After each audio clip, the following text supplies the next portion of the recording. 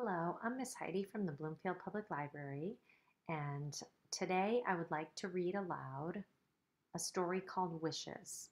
This is written by Moi Taiwan and illustrated by Victo Nhai. I'm reading this program as part of um, a celebration of the Vietnamese and Asian communities. We are partnering with the National Endowment for the Arts Big Read, Eastern Connecticut State University. And I thought this would make a good add to that theme for the Big Read. Before I get started, I would like to share the YouTube video of the author and illustrator talking a little bit about this story.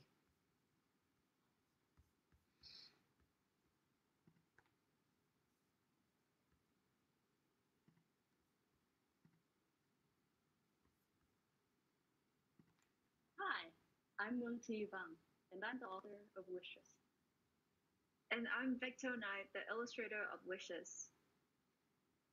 When I was just a baby, my family left almost everything and everyone we knew to find a new home and a better life. Our experience as migrants and refugees is the inspiration for this story. And even though Wishes is inspired by my family's experience, our story is not unique. It is told again and again, every day around the world.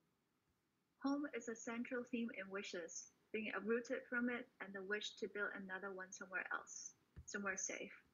In order for readers to feel the sense of displacement, loss, and hope in the story, the pages need to carry the warmth, vitality, and beautiful imperfections of home, and that's what I tried to achieve with the illustrations.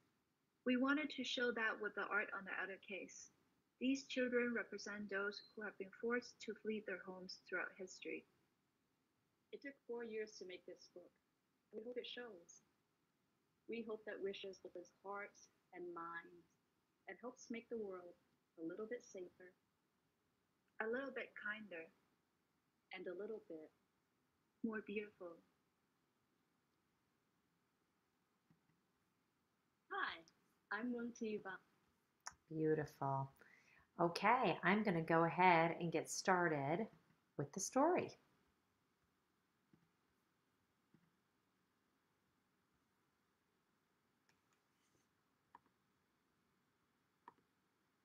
Wishes.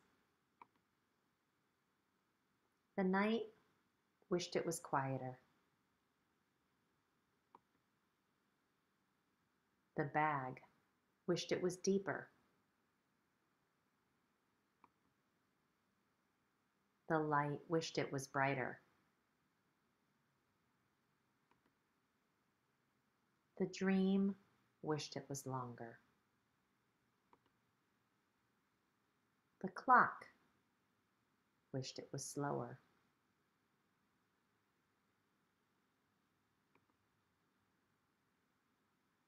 The path wished it was shorter.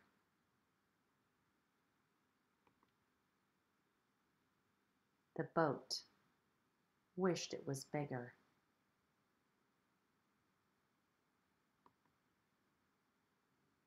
The sea wished it was calmer.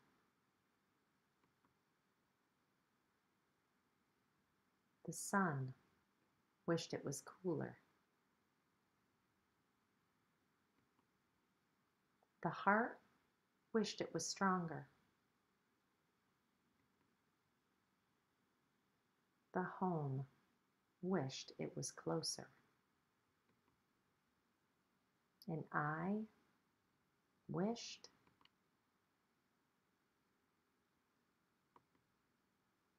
I didn't have to wish anymore. And that was the story of Wishes. At the very back of the book, there is a note from the author. But before I read that, I would like to read the inside jacket because I think this gives you a good idea of what this story is about and gives you some things that you might think about. If you had to leave everything behind and travel by boat across rocky waters to find safe harbor, what would you wish for? In the middle of the night, a family quickly packs up what they can carry and leaves their entire world. Traveling to a new and unknown place, the voyage is perilous, but the heart's wishes prevail in this emotional journey of resilience, belonging, and hope. So again, if you had to leave everything behind and travel up by boat across rocky waters to find safe harbors, what would you wish for?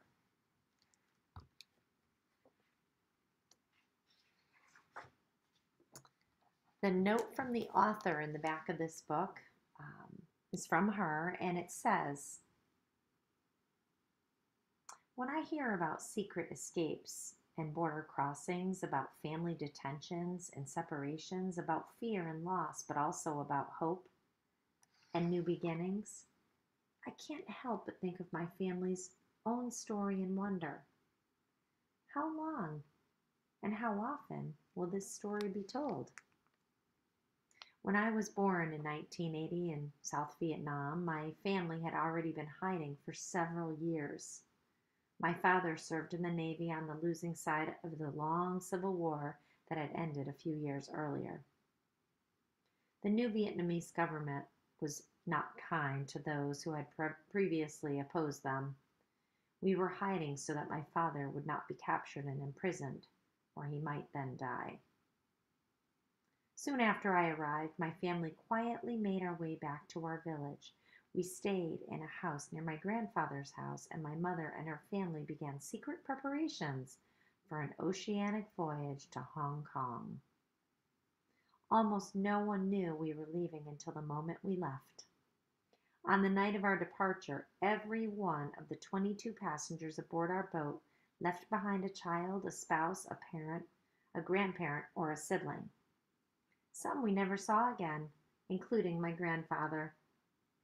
We left streets and neighborhoods that we were familiar as the lines of our hands.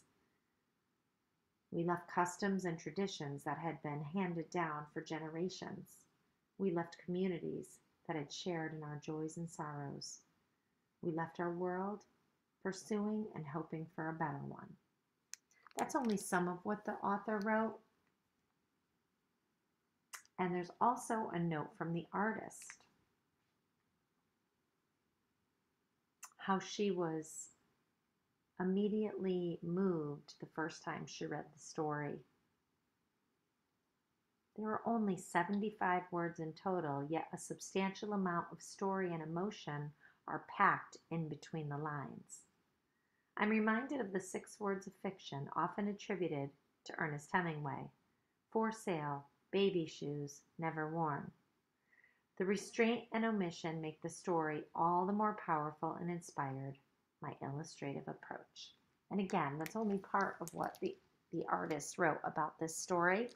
I hope that you enjoyed this, and I hope that you will go back and maybe look at some of the pages and some of the detail in this story. We can do that a little bit here about what we're looking at. The family looks like they're looking at Hong Kong, as the author points out in her own experience. You can see their faces and their expressions, their longing, their tiredness, thinking about her home.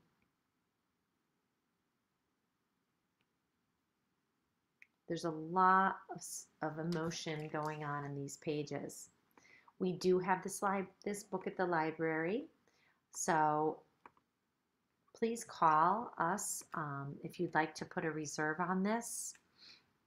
I want to thank you today for listening, and I'll be doing another story during this time for our big read. This is Me by Jamie Lee Curtis, and I'll be recording that, and it will be available in a couple of weeks. Okay, So thank you again, Miss Heidi from the Bloomfield Public Library. Have a great day.